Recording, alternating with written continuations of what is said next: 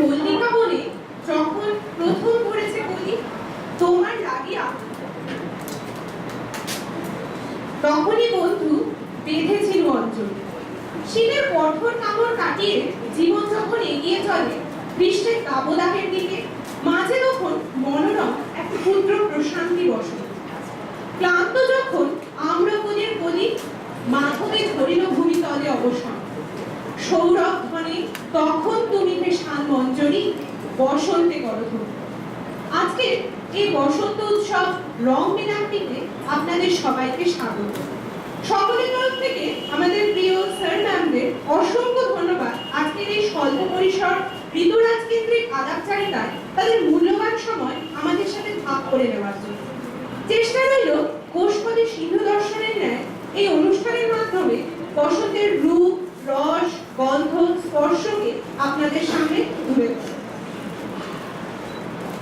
অনুরোধ করছি আমাদের এইচওডি স্যার টিআর স্যারকে কিছু বলার। বসন্তের সঙ্গে যোগ হয় না কি ব্যাপার তোমার মাইকে দরকার বলছি যে আমি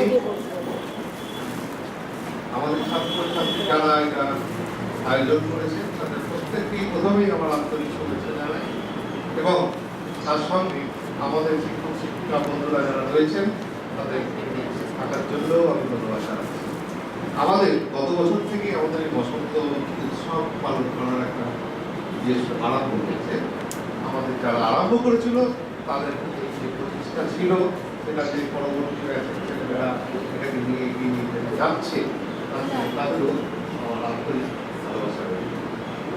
এই বসন্তকালের যে রঙিন রূপ আজকে আমি ক্লাসরুমে দেখতে পাচ্ছি, বিভিন্ন কালার ফুলের মতো জড়িয়ে রয়েছে এবং এটাই আনন্দের যে আমরা একটা পরিবার এবং এই পরিবারের এত রূপ একসঙ্গে বিকশিত হয়েছে।